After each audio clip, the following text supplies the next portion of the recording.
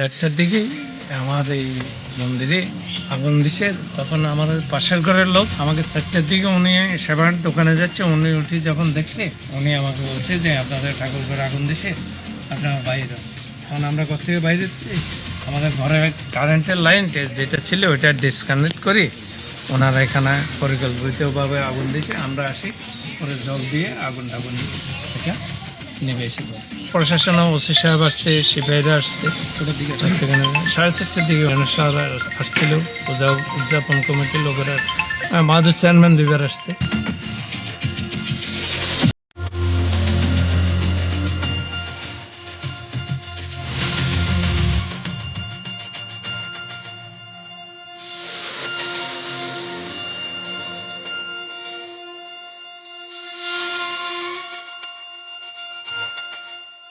আমরা সকালবেলা প্রথমে ফেসবুকে ঘটনাটা জানতে পারি, তারপর আমাদের লোকাল লিডারদের সাথে মোবাইলে যোগাযোগ করে ঘটনার সত্যতা পাই। এখন আমরা ঐক্য পরিষদ দাগনভূঞা উপজেলা শাখা এবং দাগনভূঞা পৌর শাখার নেতৃবৃন্দদের সাথে নিয়ে আমরা একটা টিম পরিদর্শনে এসেছি। এটা আসলে যে বাড়িতে ঘটনা ঘটছে এটা তুলাতুলি বাজার, দাগনভূঞা বাজার থেকে 3 কিলোমিটার পশ্চিমে তুলাতুলি বাজার সংলগ্ন ব্র্যাক অফিসের পিছনেই। এটা ঐতিহ্যবাহী বাড়ি, এটা গ্রাম আজিজফাজলপুর।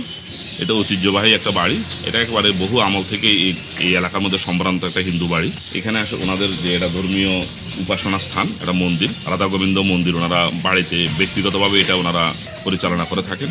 এই মন্দিরটা 2টা বিগ্রহ, পিতলের রাধা গোবিন্দ বিগ্রহ 3.5 কেজি 4 কেজি ওজনের প্রায়, এটা নিয়ে গেছে।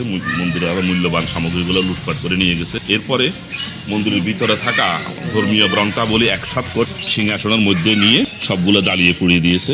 এর আগে তারা ধারালো কিছু দিয়ে মন্দিরের গেটে, একটা ভালো তালা ছিল, মন্দিরের গেটটাও অনেক শক্ত, কলাপসি বলে যে এটা লোহার গেট, সেখানে গেটের আংটাটাও, তালার আংটাটাও তারা কোনো ধারালো কোনো কিছু বস্তু এনে সেটা কেটেছে। সুপরিকল্পিত এলাকার মধ্যে একটা অস্থিতিশীল পরিবেশ তৈরি করার জন্য তাদের এই কাজটা করেছে বলে আমরা মনে করি। আমরা ইতিমধ্যে খবর পেয়েছি, ভোর রাত্রে দাগনভূঞা উপজেলার যে দাগনভূঞা ভারপ্রাপ্ত কর্মকর্তা ওসি সাহেব এসেছেন, সকালবেলা ইউনো মহোদয় এসেছেন।